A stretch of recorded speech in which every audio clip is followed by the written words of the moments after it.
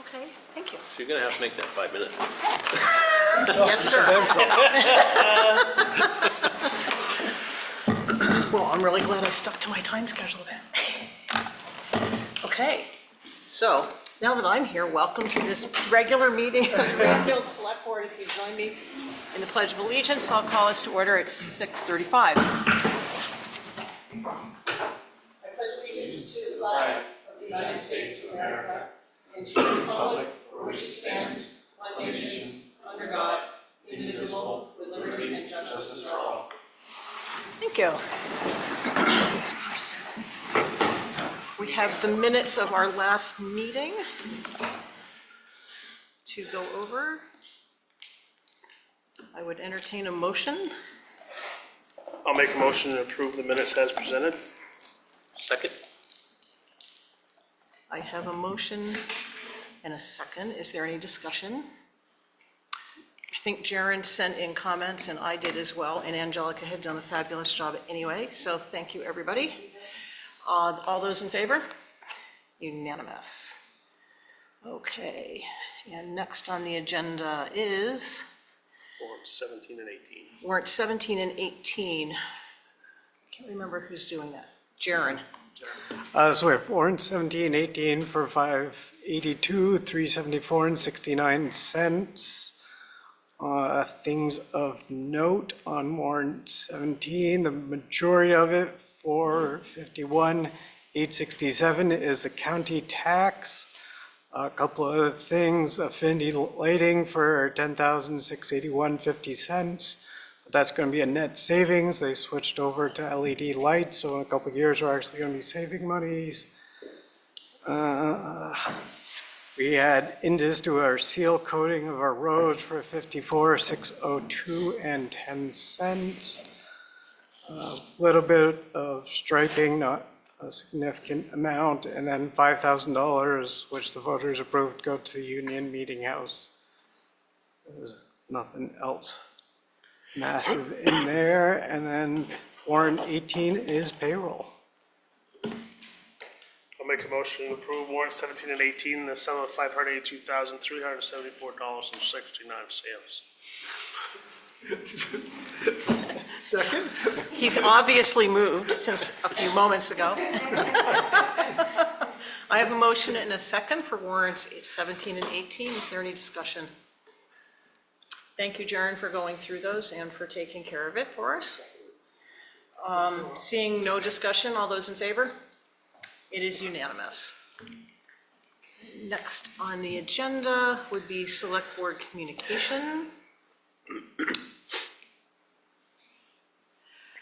Well, I guess I'll start off by saying that I'd like to formally recognize the passing of Andy Tolman, a great loss to our town. Andy served on this board, the Budget Committee, the Conservation Commission, I think, maybe on trails. He was on cemetery. Historical Society. Historical Society. These are the list things he could not serve on. 30 Mile River, just involved in the community at large. And somebody said it really well at his gathering at the Weather Vane after the service, that Readfield allowed Andy to be who he could be and wanted to be.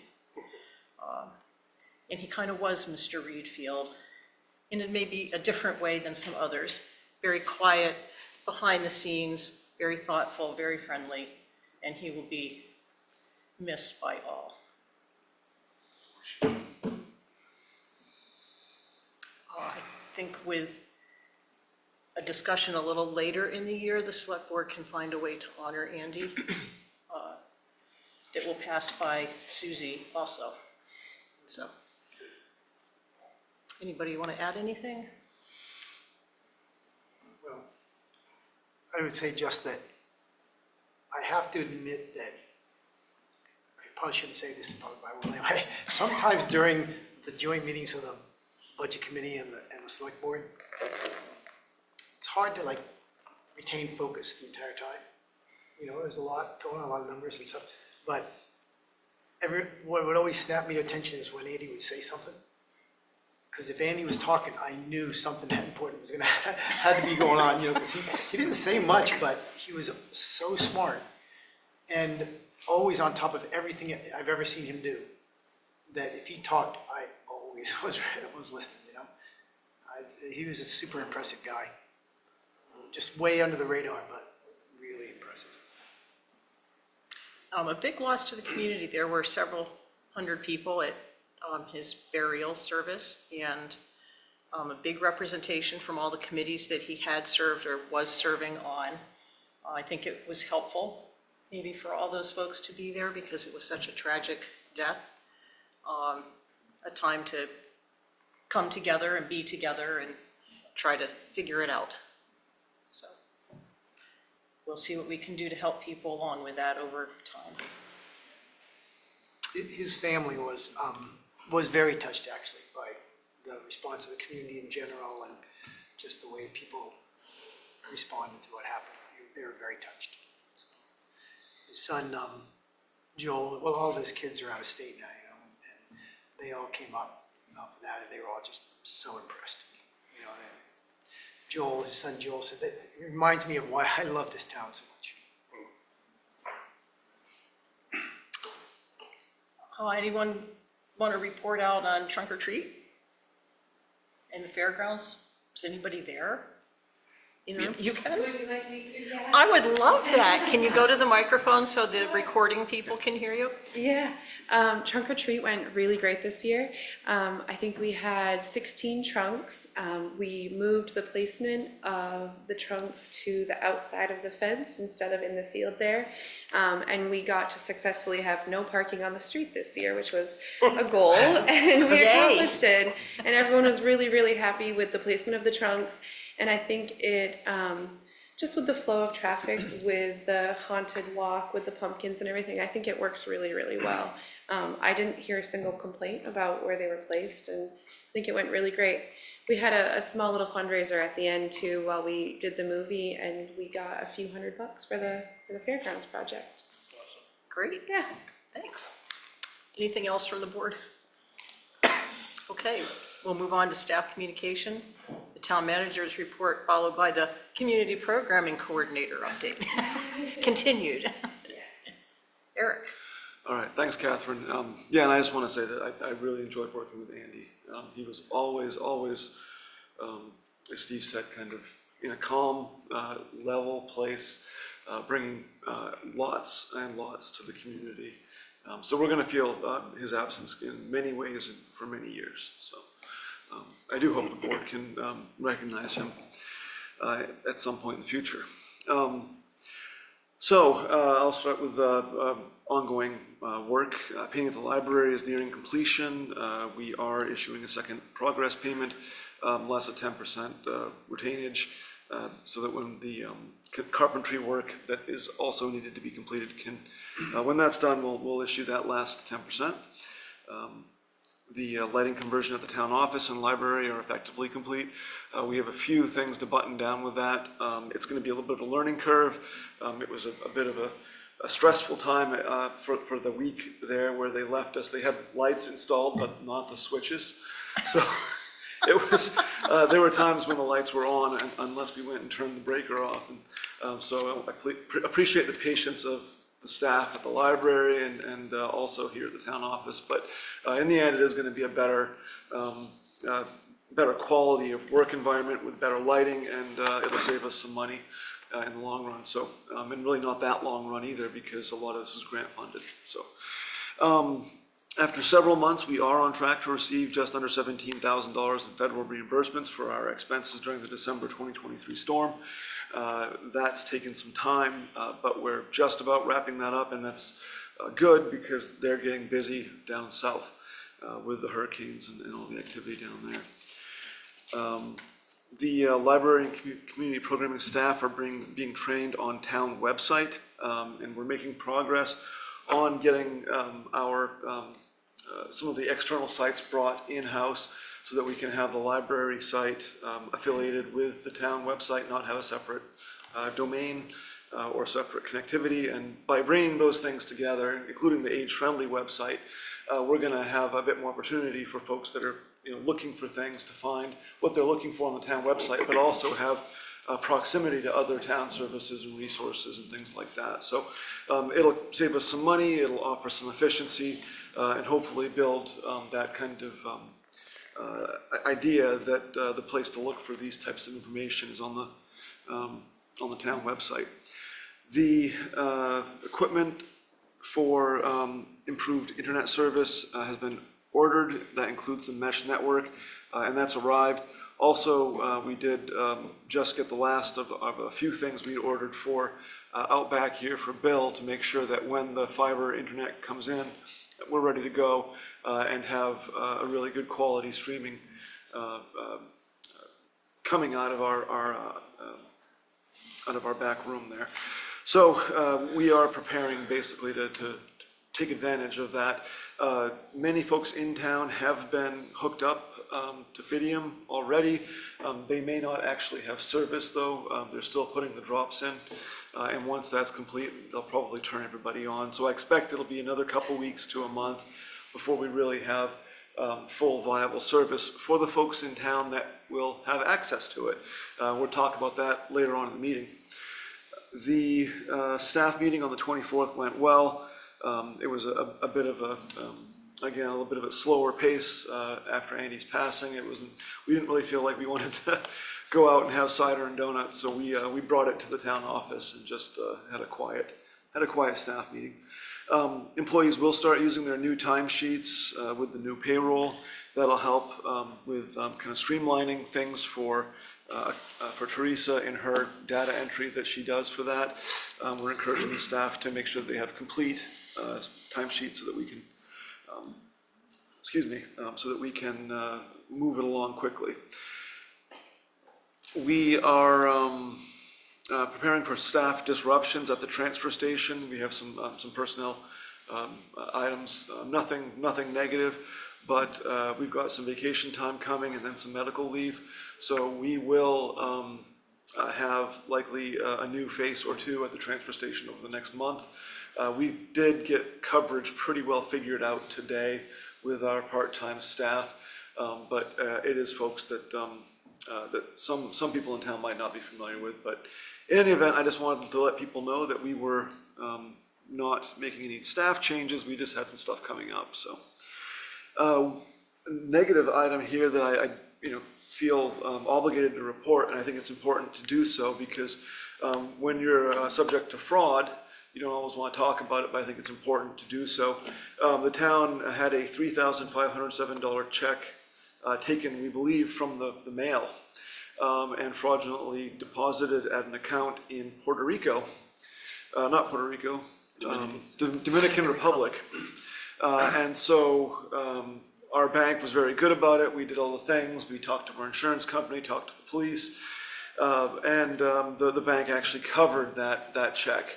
But good old-fashioned check fraud in all the days of phishing and electronic scams, someone just took the thing, changed the payee information, so who we had issued the check to, and then sent it along and had it deposited someplace out of country.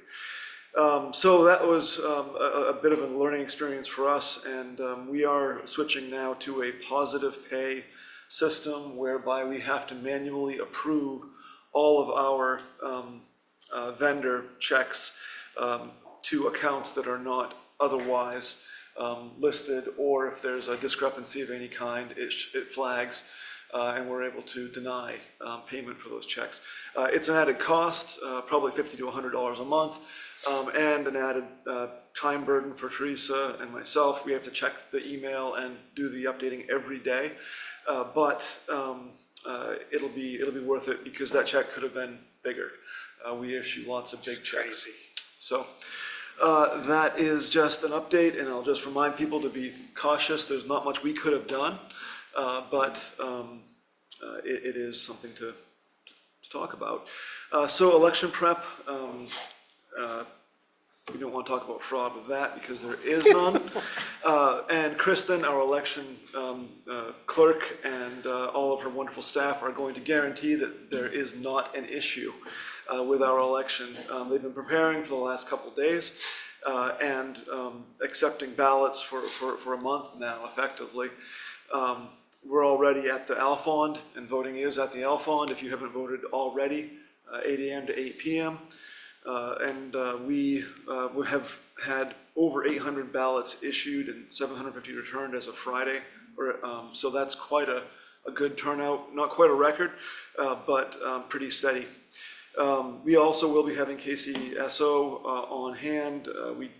Someone threw a childish flyer out onto a few properties in town, and it was concerning enough that the Elections Bureau sent an officer down to talk with us, and we wanted to make sure that things were very secure at the Alfond, so no security issues there. So what time will that person be there? 8 a.m. to 9 p.m. Okay. We'll give them lots of coffee and, some donuts. And the town of I just want to mention, the town of Readfield is having to cover this cost. We are. And Yep. this is an additional duty for this Kennebec County Sheriff. It is, and they could be someplace else, so I'm not excited about it, but I think it's the right thing to do given the environment, and, And what will that approximate total be? I Is think it's it- on, Is it around 85 an hour? yeah, it's 85 an hour, so 1,300 in that range, I think. Okay, So no small amount of money. just want to be transparent. Absolutely, yeah, so if you did that, don't do it again, because it costs us a bunch of money. There we go, yeah. And the trunk or treat was a great success, and I do want to thank all the volunteers who participated. It was great to see all those trunks, and Jen did a great job organizing and running that, so thanks, Jen. And that's my report. I'm happy to take any questions, otherwise we can go on to next item. I have one question about the equipment in the back room that Jaren brought up after the meeting last time we met. And it's about, there's no HVAC in the back room. So Yes. that equipment generates a lot of heat and probably not enough heat in the winter and too much heat in the spring, summer, and fall. And so I'm interested in what we can do to remedy that short-term as opposed, I mean, obviously, it's probably needs a heat pump like we have in the other spaces in here. So I don't know if the board would like us to ask Eric to have one installed, if we want to come up with a temporary solution and install it in next year's budget. Jaren, what are your thoughts? So I am the one who brought this up, and I think it needs to happen sooner rather than later myself. I think we need to find the money in the budget to do it this year. The fact that it's gotten years without being done is frankly unacceptable to me. I went back there after one of our meetings in the summer, and I was instantly sweating. It was that hot in there, so the fact that we have multiple individuals work back there in those conditions is just kind of unacceptable as far as I'm concerned. That used to be open, right? Well, yes, the It was. stage was open with a curtain. In Now, which Eric- case it did get heating Eric- and cooling, now it gets none. Eric, you did offer that we do have a large air conditioner that we could install when it comes springtime into summer, if this was something that we felt could go in the budget for next year. Or if we didn't want to pursue that and wanted to just get them something starting now because we feel that's the right thing to do. So just looking for some input on what we want to ask Eric to do. Well, what do we have for a setup here? Can we put more cassettes on those condensers? Or No, are you can only put maxed out two on- you can only put two heads on one unit. Some of them do 3, but It depends on the size of the unit, yeah. Right, you have to have the right unit to start with for two heads. Yeah, so I think, I appreciate the direction. I do know that Bill is very quiet about issues like that. So I think that it's the right time and the right thing to do. So if you give me the nod, I'd be happy to work on that. We would have to install a separate head, but that can go out back on the side of the vault in that area. but you need another condenser as well. We would, yeah, we'd have to have a separate pad, separate unit. But we have the panel upstairs in the mezzanine area that can handle another line very easily to make that happen. And also, we do have the money in the budget to do that. So the wiring wouldn't be particularly expensive because you're running it from a switch to another location rather than having to install the whole thing. Yeah, I mean, we'd still have to do some electrical, but it wouldn't be, Right. it's already set up to have a panel that can handle multiple units up there. The wiring should actually be really easy because we just upgrade electrical service. And one of the reasons the cost went a little higher than we expected is because the new electrical services have breaker boxes right in them on the outside, which you can use to hook up a heat pump. So it's cost of a cable. Sorry, I interrupted you, Dave. Oh, how long have those been in? I mean, what would be would we just put those in? Those have been in a couple, 2 or 3 years now, probably. 2 years. It was the year after COVID, so was it 21? Yeah, that sounds about I right. think it was Yeah. 20. I was just looking at if it's getting to the point of replacing them, why not get by a year or so if that was the case? Oh, yeah, no, And those do it are, all should in go one deal, but if you just 10 did to it, 15. they should, yeah. Yep. Right. So what would we like Eric to do? I'd say get some prices on doing it. I'll bring some numbers back to you. Okay.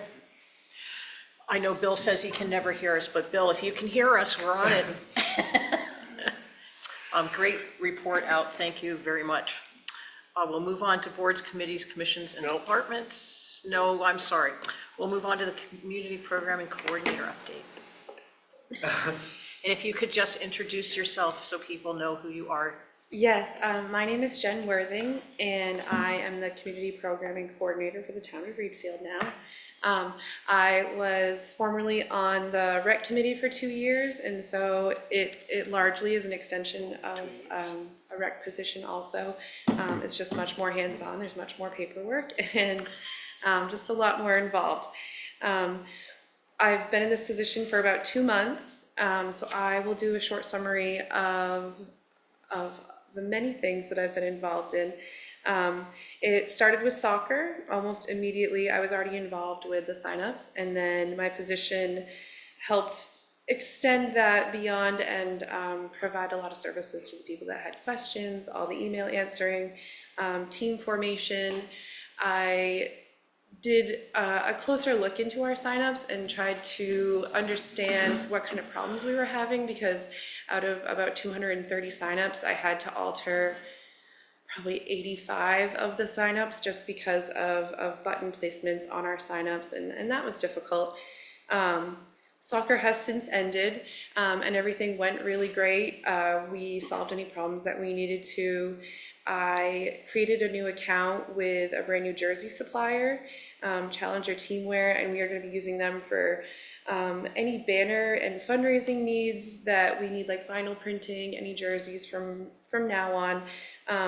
This position has been really important for that aspect, because until now it's been every season we have had a different provider, and so there's been no cohesion between the sports. It felt like there was a soccer person and a basketball person and a baseball person, and those three didn't always have the same decision. So it's been really nice being able to establish this relationship with a sales rep, understand fully their catalog, and the more things that they can do for us now instead of just jerseys and staying on that only goal-oriented. Also with the signups, soccer screamed that it had a lot of problems with the signups, and so we had so much time invested in correcting errors, and so I did an in-depth research on new software for our rec department, and it will also help out with our age-friendly department and Readfield U, because new software for rec department and easier signups can be used for any event that we want to have. Also with fundraising, it doesn't need to just be signups that we pay for. It can also be more of RSVPs. I have the top 4 companies that provide that kind of software. I had meetings with all of them. They gave me a tour of their site and their app. So I actually have a really nice report on that I'm going to present to you guys soon too, because I've made a decision, and I feel like the decision is very clear. And everybody on the rec committee is very excited to get the software and get it working. I feel like Teresa would probably be excited about We're that. all, Yes, we're all Teresa very will excited. be honest. We're all excited. It bleeds Yeah. out a little bit, yeah. Yeah, and it really will not just be for the rec department. It'll be a cohesion for all of us to get things better, and it will save on the hours spent on somewhat mundane tasks, like a child needed a large jersey instead of a medium, but we have to go into an Excel spreadsheet that was shared on our Google Drive, and instead this software will keep it all together as one. We will actually be able to drag and drop names just into a team. The software has it checks our mistakes for us. It will form a schedule for us, and it will tell us if there's a holiday conflict or if we've overbooked a certain coach too many times. It's really beautiful. I'm very impressed. We're very excited for it, as you can tell. So also with my position, I've been involved with Age Friendly, mostly with Community Cafe. Me and Dan Holman have a nice relationship now, and we look for new presenters together, and we've had a lot of fun. I did the Halloween one last week, and I think the people that go there now kind of expect to see me, and that's really nice. And I like being available to the community and understanding the workings and the concerns and what people want or are looking forward to. That's been really fun. We just did trunk or treat. I kind of already gave a summary of that, but I think we had our best year yet, even though it was freezing. Oh, because you didn't do it on Halloween when it was really nice out. Yeah, yes, that would have been perfect, yes. I've also been really involved with fundraisers. I've been going to a lot of the fundraising meetings, because I am on that department also. I hosted a paint night, and that was really fun. The main house in Hollowell donated the space for me, and so that was free. And we got all the supplies, and it was a raging success, and we can't wait to have more. I definitely have people that are very interested in a lot more of them, so that was a lot of fun. We've done a few snack shacks. We did one every single weekend at soccer, and although it was about $100 every weekend, and so it really adds up, and it was nice. Sean Keegan hosted an amazing karaoke fundraiser. But we've also been looking at the future of fundraising, like basketball clinics. I've priced out bricks for a future at the field where we could have bricks presented either around a flagpole or some type of structure. And the banners. Me and Matt LaJoy also priced out how much it would be to host a 5K for our town, and so we have a man already that we know can supply it, and we know what to anticipate. So for that to come up in the future, we will definitely know who to contact and how to make that happen. Veterans Day is coming right up. I have a good grip on that. It's going to be very similar to last year. There's going to be a few different changes as far as people go. But I think it's going to go great. I don't see anything bad with that. We will have to cook a lot of food. That's my only concern. Our swim program, we're going to have to definitely dive headfirst into that very soon to get ready for next summer. That's top of to-do list. And I think that's it. There's been a lot of growth, so it's definitely been a full plate, but it's been great. Well, it sounds like it's maybe 4 months of work that you did in 2 months. That's what it feels like sometimes. Thank you, that was very concise and really thorough. So, anybody have comments? Just Awesome. excellent, just exactly well, more than I'd hoped for, but still, Well, and our goal was to lessen the burden on Teresa, Yeah. because that had grown exponentially over the last several years, which is keeping her from doing the work she's more talented for, which we need done, which keeps it off of Eric's plate, so he can do his other things. So it's this whole domino effect that you're causing to cease. Yeah, and Which is it's great. really like a concentrated effort that was otherwise volunteers, and so if you don't have the time, it didn't happen, as a volunteer. And so very often we all have the best of intentions, but we just didn't have the time. And so now to have this devoted time, I think it's great, and I think it's only going to do good things. And we had heard from coaches too, that it was hard making plans for refs and fields and all the different things. And then there are kids, which is supposed to be your primary focus. So it's great that you're able to do this and help out in all levels. So Eric, I have a question. I know that we are starting basketball signups now, so no platform will be in place for that, but is this something, if Jen's able to present to us soon, that we could have in place for baseball, softball signups?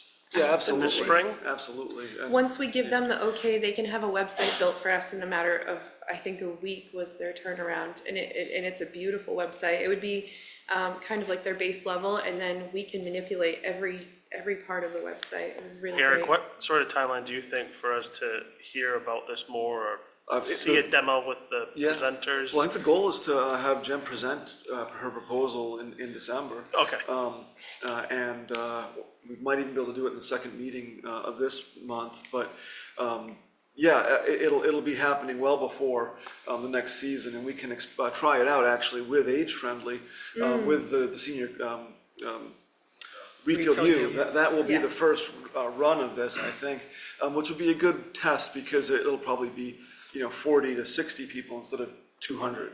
Or whatever it might be, so, and I just wanted to say that the board, I appreciate the direction that you all had set and the willingness you had to fund this position, because it really is materializing just in the way we had hoped it would, which is to just make the lives of the volunteers and the staff easier and better, and bring a real improvement to the quality of the programming we're offering to everybody. So I really do think it's been great. Jen's been great, and I'm just looking forward to seeing swim lessons and all these things fall into place the way we would hope they would for the community. So Thank you. Thanks. Thank you. And Very nice job. we tell everybody this, you don't have to stay for the whole meeting.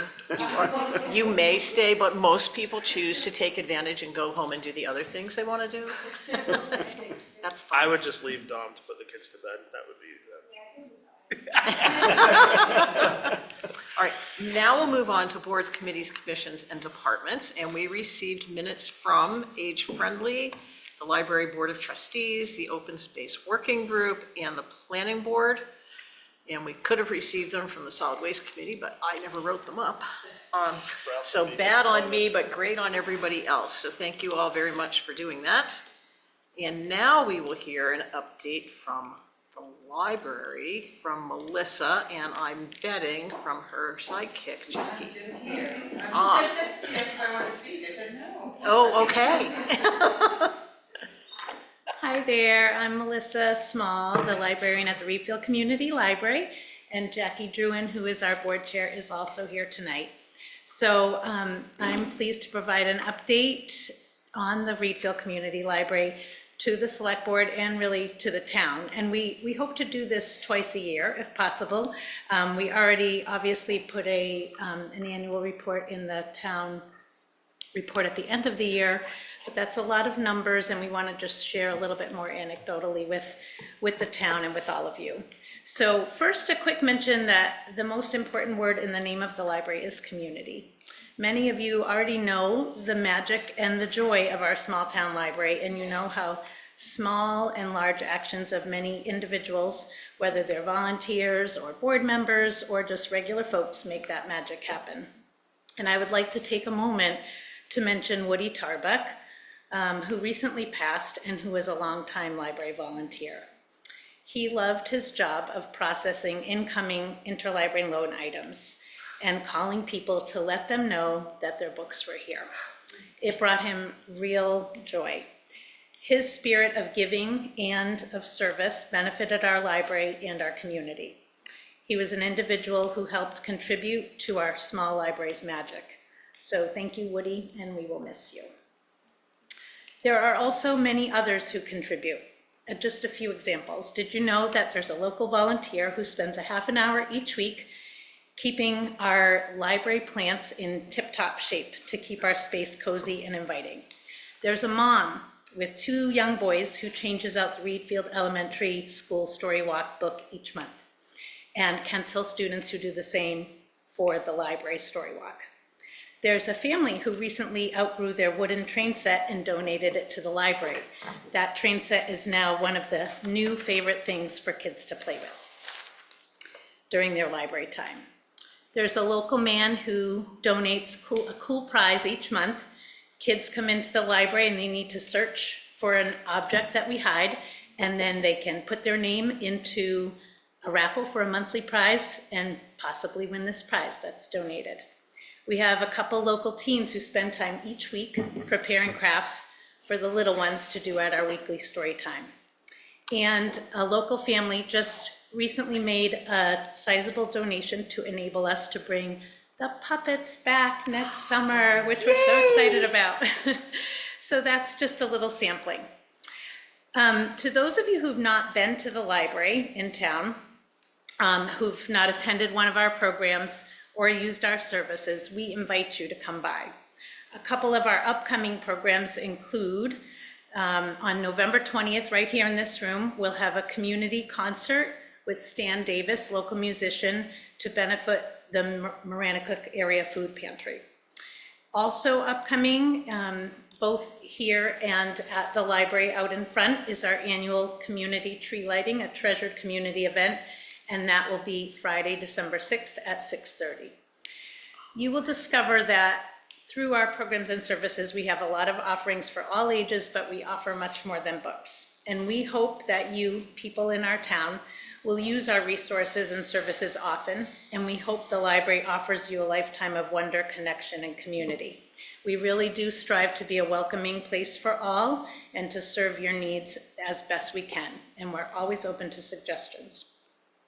And I want to take a minute to, on behalf of the Library Board of Trustees, to say how grateful we are to Eric, to the Select Board, and to the town residents for your continued support of what is your library.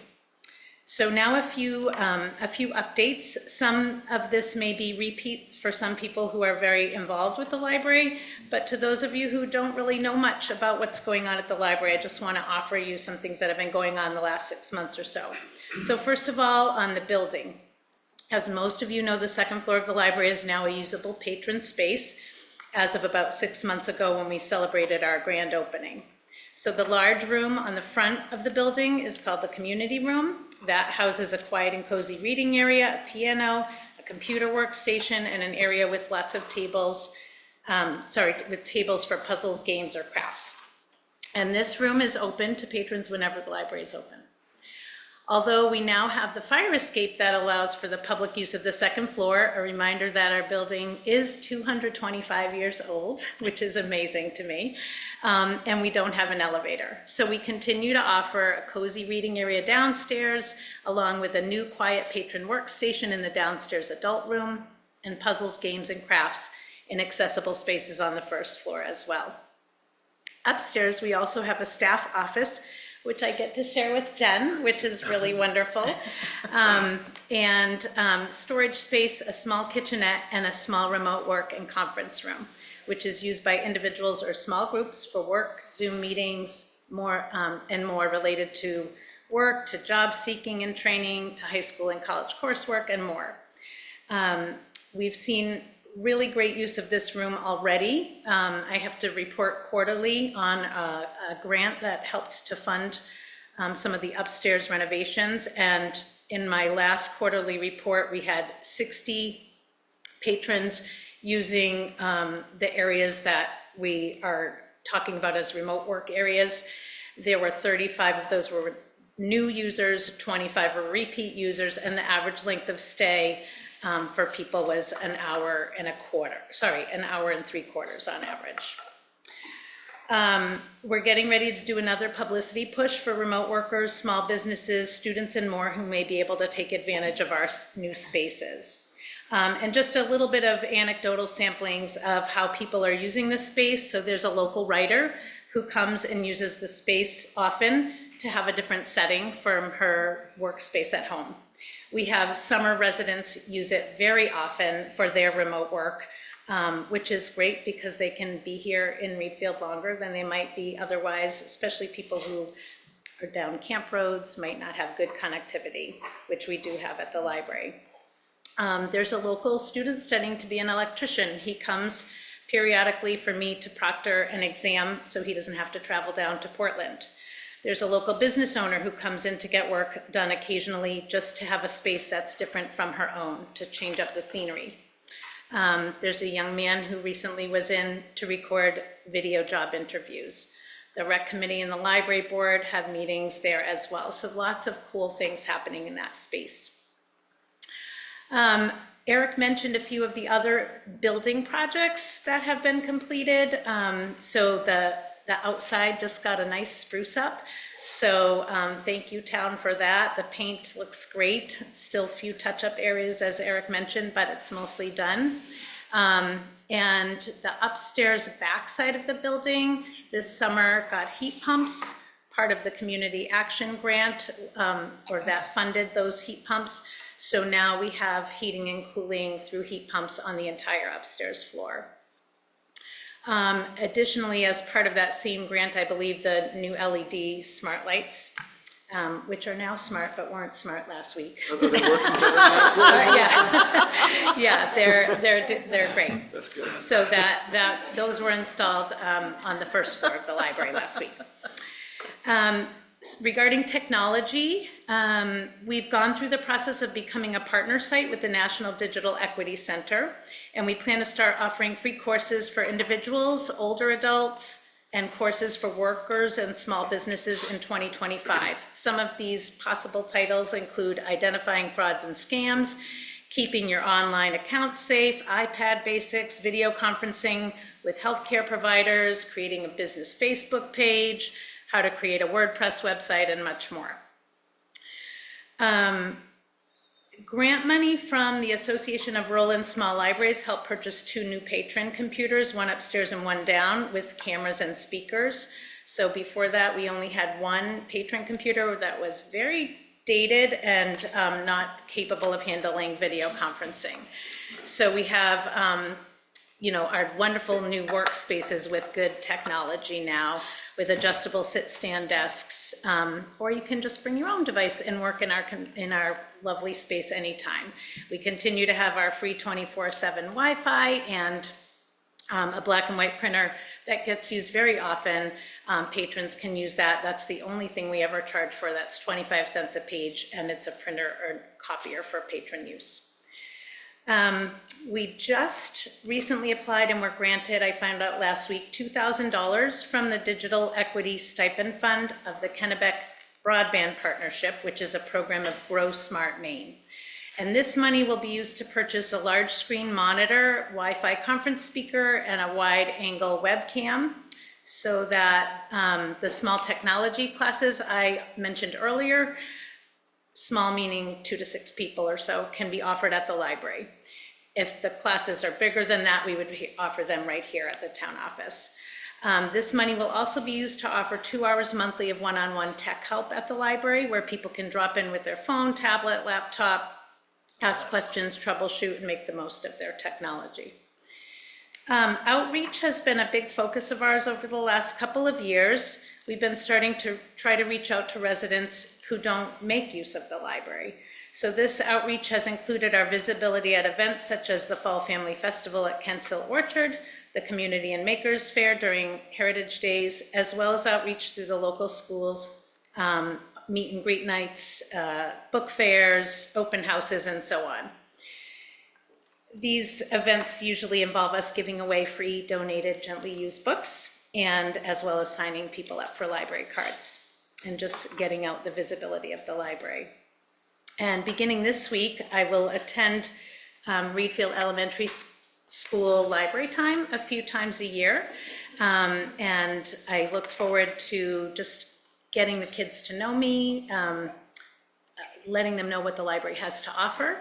And this week I get to read Owl Moon along the school story walk outside with the students. So that's exciting.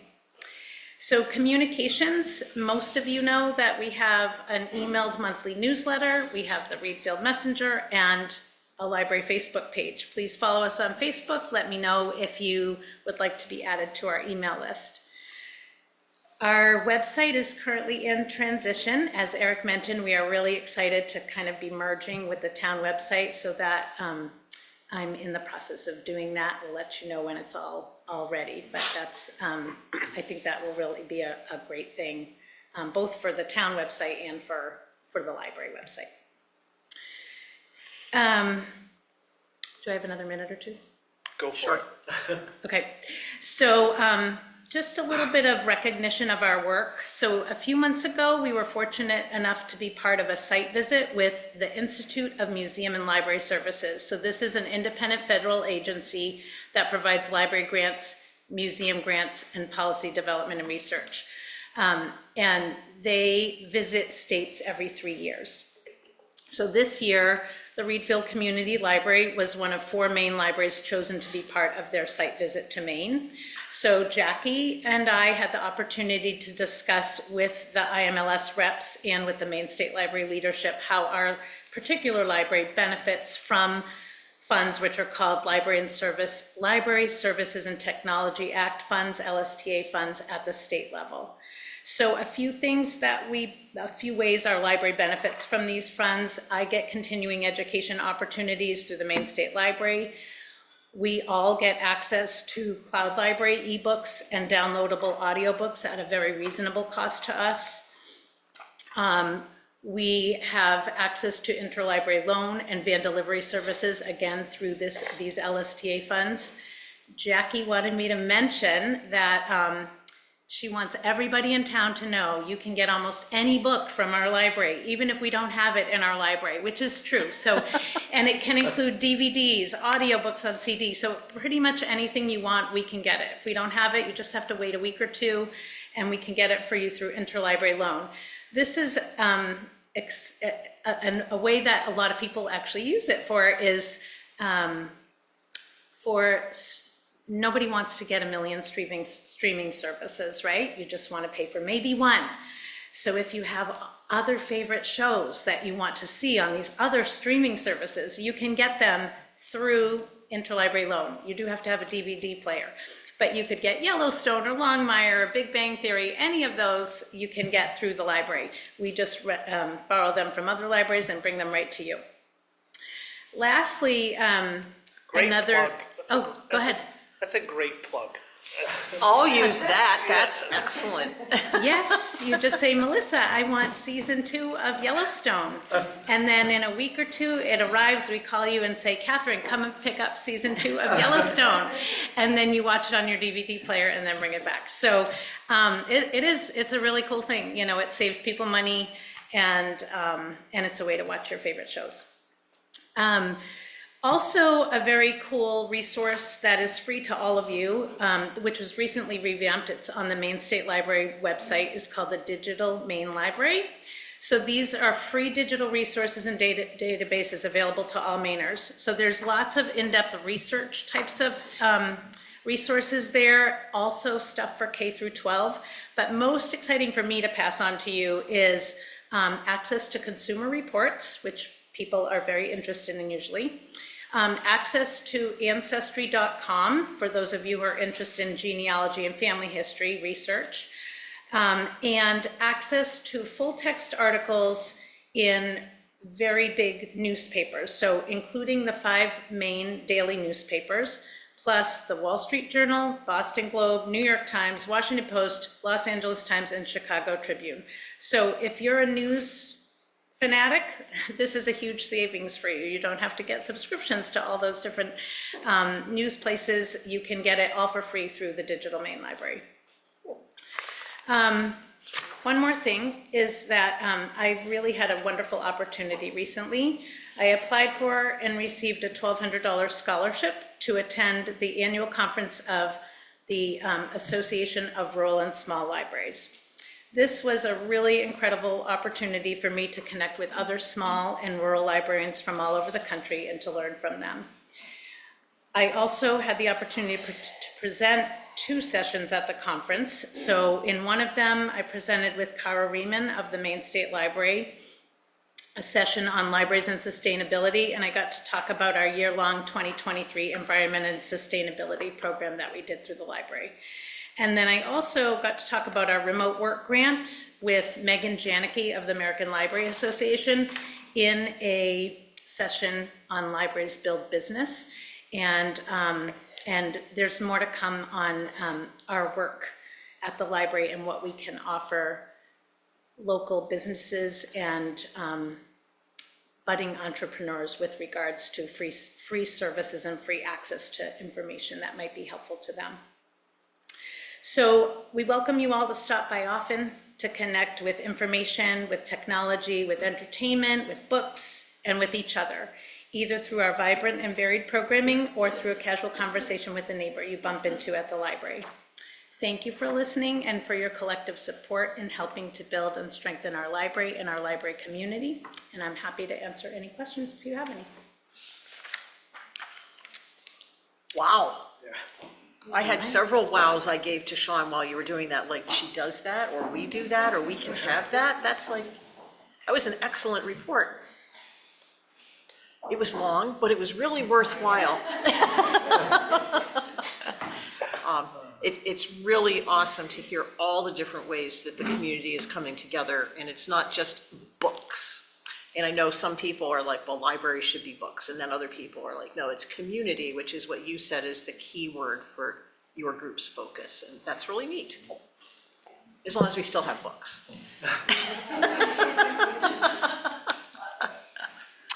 Anyone else? Thank you. Thank you. So you folks are all free to go if you'd like now, but you can stay if you'd like. So I have to find an extra 5 minutes and a few others, so. I bet you get 5 right now. Go. So here we go. Public communication, is there anyone in the room who would like to say anything else? Seeing none, is there anyone online who'd like to say anything? Seeing none, okay, let's go to appointments, reappointments, and resignations. We're going to consider the appointment of Pete Davis to the Budget Committee. I was speaking with Pete a couple of days after Andy's passing, and I asked him if he might be willing to step in. He has previously served on the Budget Committee. He and Eric spoke, and he did offer himself up to do this budget season if that met the needs of the board, so that they would have someone with some past experience who could come in and try to fill those big shoes. That's awesome. Yeah, I really appreciate that it states, or until something comes up or somebody comes along, he's just willing to help out, so. I would like to make a motion to accept Pete Davis to the Budget Committee for the remainder of this year's term through June 30th, 2025. Second. I have a motion and a second. Is there any discussion? Seeing none, all those in favor? Well, that was quick. That was unanimous. Told you. Okay, moving on. Excuse me. Consider the format and content of the June 10th town meeting warrant and select board budget goal updates. Budget goals update, singular. This is item 25038, and I believe, Eric, you gave us last year's warrant in the packet. Yeah, last year's warrant, and so I'll just say briefly that I don't expect we'll have a lot of changes to the format. You can certainly tell me otherwise, but we have, I believe, two board seats coming up for the end of the term, and we will likely try to consolidate some of the routine warrant article language that we seem to have over and over every year. With what we did last year with the administration ordinance, we should be able to pull a couple of the, repeat articles that we see and condense this a little bit and make room, if you would like, or just to make it shorter, but we could make room for additional financial questions. Because I know there has been some interest in trying to break things down a little bit more in certain areas. And in order to keep this thing at a reasonable hour and 45 minutes to complete, we want to try to save some space and save some time. It's not that bad, but the idea is that we can try to be efficient, and things that don't necessarily need to have annual approval because they've already been authorized by ordinance can help make this more efficient. So I think we will see some changes to the capital type items that we have been working on kind of revising with the changes in the auditing process. So the only things, I'll just remind you guys that we don't have all of the capital items show up every year with our new, kind of the way we're formatting all of this, the items that we're putting money into So if we're putting $10,000 into roads, that would show up. If we don't put $10,000 into roads next year, then we don't need to authorize the expenditure. It's just, it's there and it's able to be used. So that's really it. A lot of this stuff, again, we've talked about over the past few years and trying to change how we approach this. The other thing that will change is I don't think we'll have as many ordinance amendments. We did a lot of work last year with ordinances, so we had probably 5 or 6, maybe more ordinance revisions. 6. I'm expecting we'll have maybe 3 or 4, but that's on the high end, so.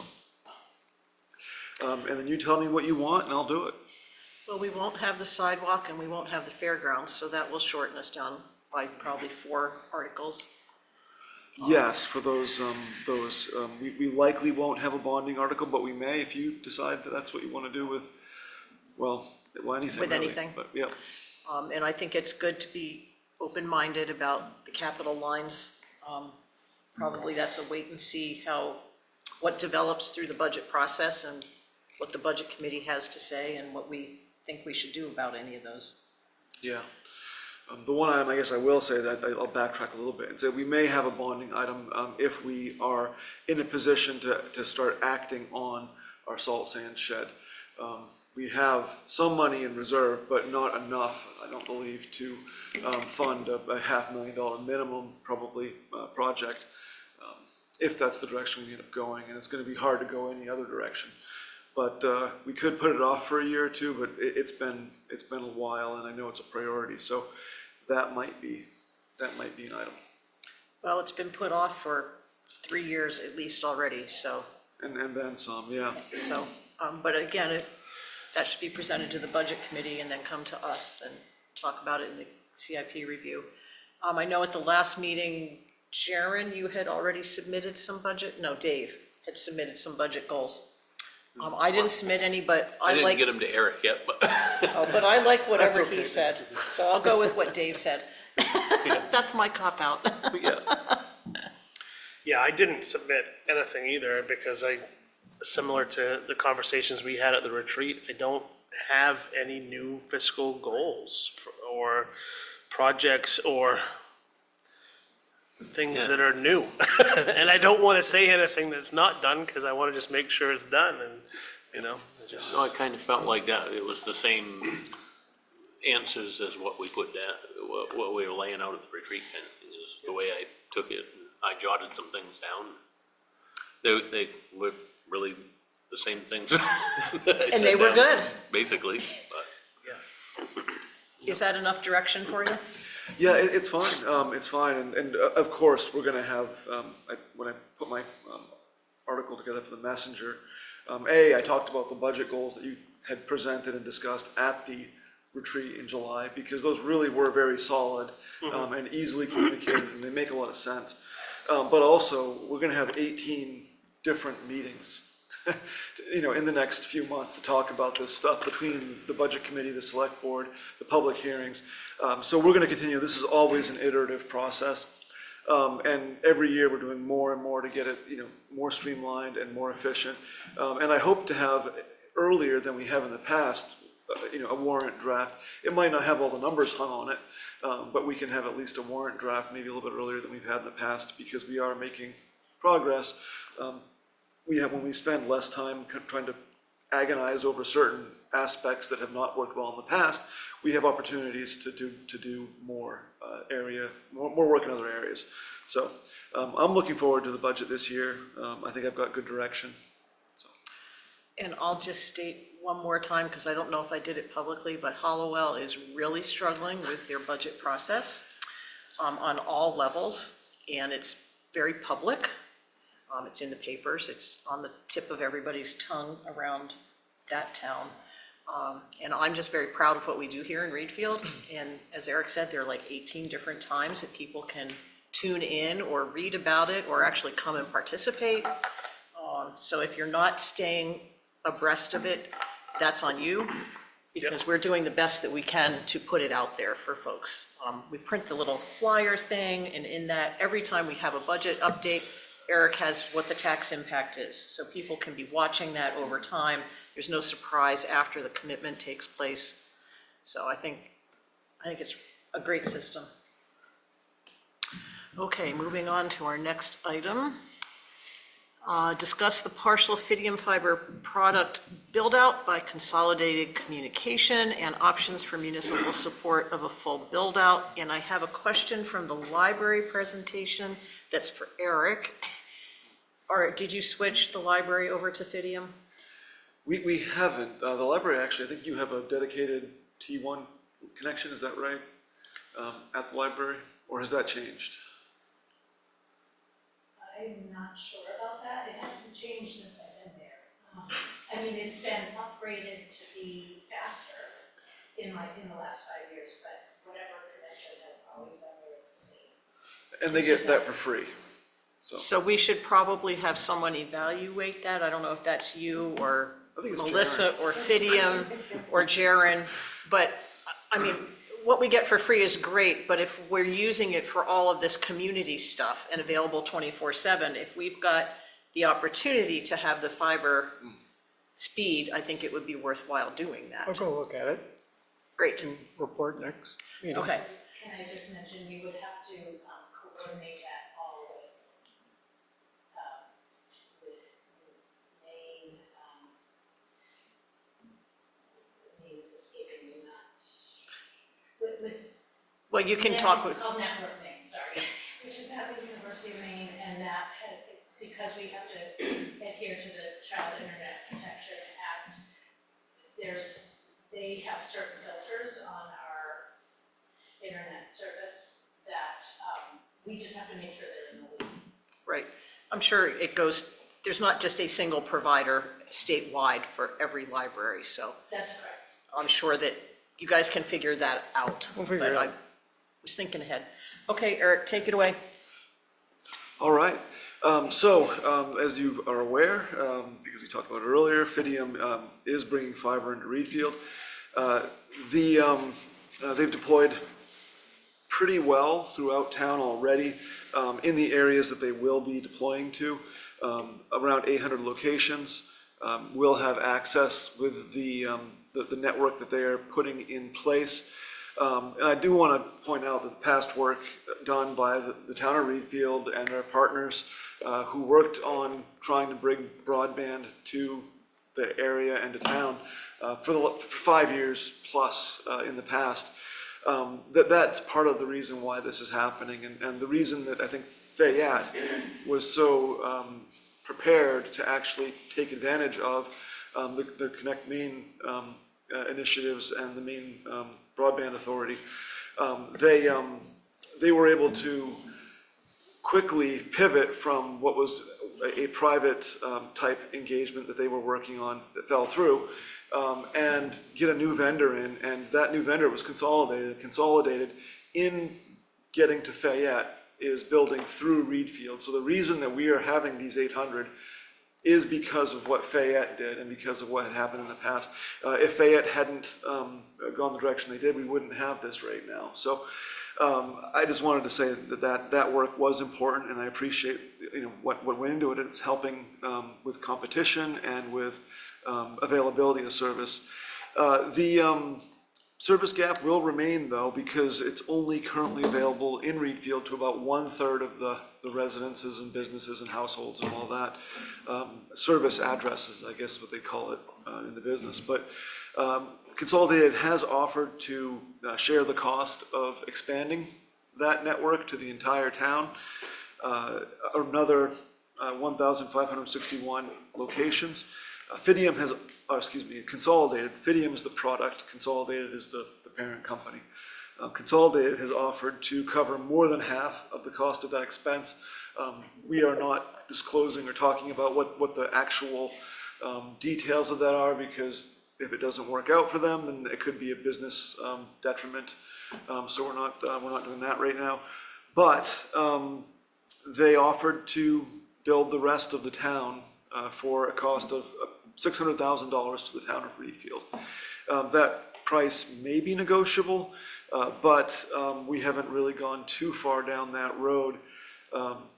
But we did work with the Readfield Connectivity Committee, who has been a great asset and has done some good work to kind of vet this and kind of flesh out this process and move it forward. Also to help understand the environment that this offer is being made in, because we are seeing the Maine Connectivity Authority, I think I'm using the proper term, they've changed their name recently.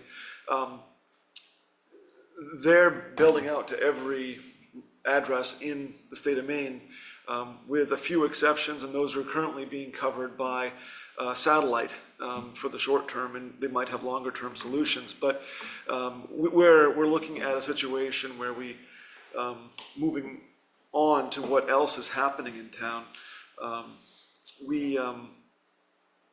we have coverage through Charter Spectrum for about 95% of the households, 90 to 95%.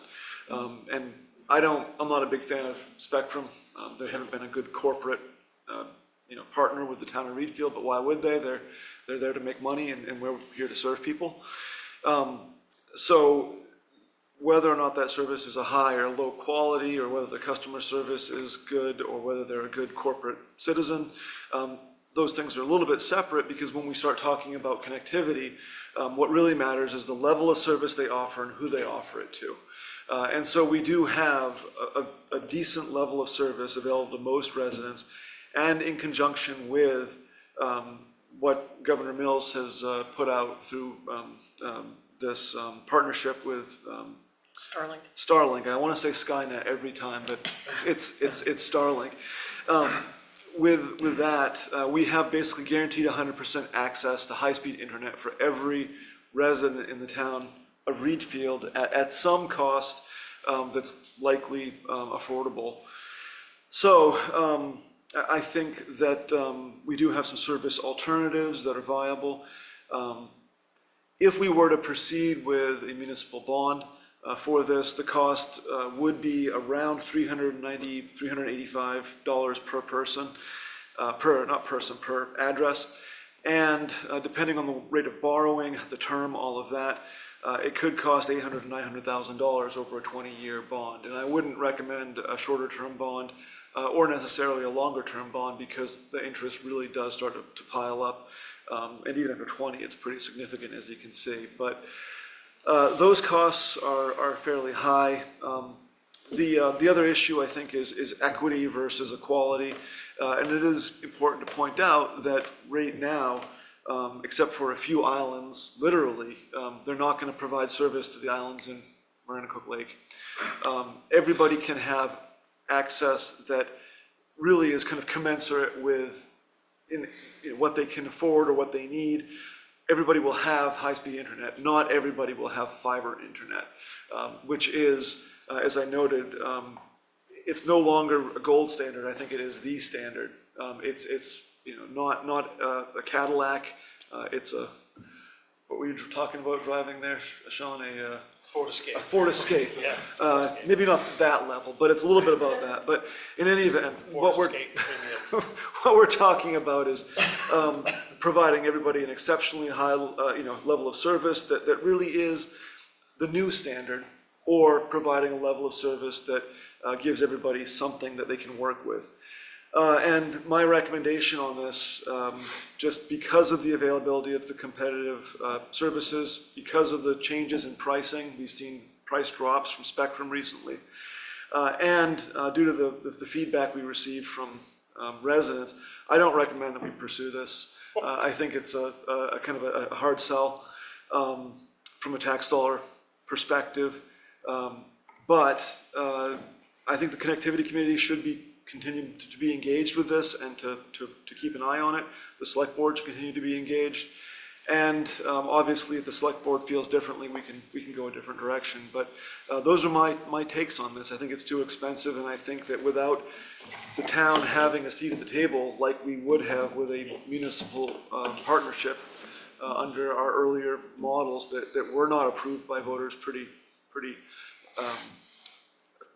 it was a pretty significant difference in the votes. I just don't think it's the right time or the right cost. So that's my piece, and you guys can take it from there. I agree. I That's agree all I'm gonna say. 100%. Yeah, No, I agree 100%. It's really in line with what we've been talking about for the budget anyway, and it's not like there's a desperate need. I mean, it'd be nice, but I think it's more than we should be thinking right now. I thought that was a really good analysis. I appreciate you going through all that, but I think you're right on the money. I think it's important, so I disagree with you guys at some level, but I think it's important to note that Fidium has already invested about 1.6 million in Readfield on this current swing. And the next swing is going to be between 1.5 and 1.7 million. And they just can't justify doing all of that at once. And that's why there's this 600,000. It's not that it costs 600,000 and they're gonna do it for us. They're putting in $1.1 million. Yes. We would put in 600,000. So it's important to let people know that, so. And there are certainly all sorts of arguments on, or they're not arguments, but discussions on either side of this. The Starlink is a great idea, but it's not meant for people who, I don't think it's meant for the average Readfield resident, because the cost per month is $120 currently, and that will only go up. So all the state is going to cover is the installation, which is $500 or $600 or $700, which is significant, but. It's not the way I understood the Starlink, because I actually just got it, and you pay for your stuff up front, but it's $40 a month cheaper. And the more people that connect to it, it's gonna get cheaper. Yeah, In the future. Right. Okay, that could be. it's but gone down substantially in 2 years. But what the governor's office just published was $120 a month is the subscription fee that it will That's be. what it is right now. Right, and so I think looking at that as the viable solution for people who are not connected could be tricky. Maybe those people who aren't connected are at the end of Camp Roads who are seasonal residents with their second home, and $120 a month is no problem at all. Or maybe they're just the opposite of that, and $50 a month is already a challenge. So even though someone's gonna give me Starlink, I can't pay $120 a month. So I'm trying to look at this from a reasonableness. My thought, and I'll express this at the committee level, is that I think we ought to put it out to the voters, not necessarily with a recommendation from the select board to approve or not approve, but to see if the community has an interest. I think if we kill it at this level, we haven't given the community a chance to weigh in. So, Well, and I would- that may be fine, maybe that's what our role is to make those decisions. well, the thing is, we have members of the community involved with the connectivity committee. Right. So I think the community is involved through that conversation, so I disagree with your comment there, but I think that, 2 years ago, we looked at doing this for $5 million, Right? right? Fast forward 2 years, we're now down to $600,000, and there's a couple other programs out there. We will never recoup $600,000 in savings if we do this now with who knows next year what the next free help with internet connectivity or what business is gonna do. I just don't think it's Yep. worth our time, our energy in Readfield right now. As I said, there's discussion on both sides of it, so. I really appreciate how thorough this is documented though. Yeah, and I will say, this isn't the view of the connectivity committee. I'm actually gonna be discussing it with them, and we'll be discussing it with them. And they'll probably make an independent recommendation. I will actually ask them to, because that way it's a more balanced approach. Well, and that's why Eric gave this, because the committee asked Eric to please present this to the select board and bring that feedback back to the committee, so they had that as a piece of the information when they make their discussion. So, it is great to have that. So I should probably say something, because as I'm sure the board remembers, a year ago, I came in front of the board and said, I want a better internet. What are you guys doing about it? And I'm on the exact same page as Eric here. It makes no sense to ask a third of the town to pay for the other 2/3 of the town, and there are viable options. There may be a resident in town who actually needs Fidium, but they knew that when they moved here. And if there's someone besides me, I will be shocked. Just to put it bluntly. So to spend $600,000 to satisfy the need of one resident, it just Couldn't agree with you more. fiscally does not make any sense to me. Yep. So that's my 2 cents on it. We got 2 items left in 10 minutes, Catherine. No, I No, didn't even have to 5 say minutes. anything on that one, that was You great. said you weren't gonna say anything. You said, I agree didn't with need you, to. Eric, and that's it.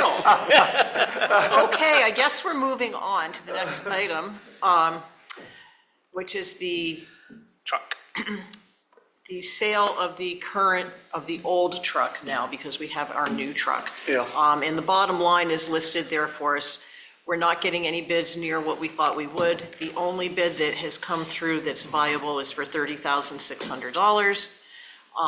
If we don't accept that, I mean, Matt has outlined that he's done like 4 different ways to try and sell this truck, and this is the best offer we've gotten. So are we willing to accept this with the given explanation, or do we want to keep it and try and get more? Nothing's selling right now. Nobody's spending any money. I think that's a lot of the problem. And if we keep it, will it just depreciate in value more? You know, over the course of a few months, I don't think it's gonna make any difference. I, out of curiosity, just went and Googled, 2015 one-tons. And the best deal I could find anywhere was just shy of 40,000, similar to that. And this is going with the sander. Yeah, absolutely. plow. That's why, I mean, I'm dumbfounded. How long do you have to accept or reject this? I mean, basically, we would want to make a decision this week. So again, it's an online auction. So it's not the best tool to sell what we have, but also we haven't had much luck otherwise. Yeah. And there is a concern about having it sit all, over the winter. But this was a hard one for me. That's why I brought it to you, because I wanted you to share the pain.